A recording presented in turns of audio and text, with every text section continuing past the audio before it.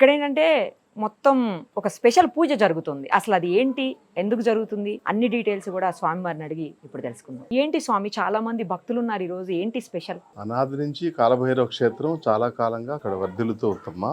మా కాలభైరవ క్షేత్రంలో కూష్మాండ దీపారాధన, ఎండు కొబ్బరి చిప్పల దీపారాధన, హవనం జరగటం, కాలభైరవ స్వామికి ద్రవ్యంతో అభిషేకం చేయటం, పంచామృతాలతో స్వామికి ఇష్టమైనటువంటి ద్రాక్ష రసంతో అభిషేకం చేయటం ఎప్పుడు చేస్తూ ఉంటాము. ఇప్పుడు ఎక్కువగా భక్తులు రావటం వల్ల వారందరూ కూడా ఆ పదార్థాలని మాకు సమర్పించటం, వారు కూడా పూజ చేసుకోవడానికి ముందుకు రావటం వల్ల ఇంకా విశేషంగా ఈ వైభవాన్నంతా మీరు చూస్తూ ఉన్నారనమాట. స్వామి ప్రత్యేకంగా బూడిద గుమ్మడికాయలతోటి దీపారాధన చేస్తున్నారు. కాలభైరవుడు అంటేనే కూష్మాండ దీపారాధన. కూష్మాండం అంటే బూడిద గుమ్మడికాయతో చేసినటువంటి మామూలు మట్టి ప్రమిదుల్లో ఇత్తడి ప్రమిదులు, వెండి ప్రమిదులు, అనేక రకాల హారతులు కంటే ఆయనకి ఇష్టమైనటువంటి హారతి ఏంటనమాట బూడిద గుమ్మడికాయతో హారతి ఇవ్వటం. తర్వాత బూడిద గుమ్మడికాయతో నువ్వుల నూనె గాని వంటాముదంతో గాని వెలిగించటం. తర్వాత కాలభైరవుడిని ఆశ్రయించిన వారు 7.5 ఏలినాటి శని గాని, అష్టమ శని గాని, అర్ధాష్టమి శని గాని ఉన్నప్పుడు బూడిద గుమ్మడికాయలు నువ్వుల నూనె గాని వంటాముదు గాని పోసి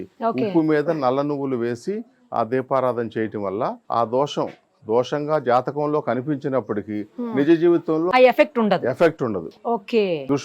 ప్రభావం, దుష్ఫలాలు ఉండవన్నమాట. దానికోసం కూష్మాండ దీపం.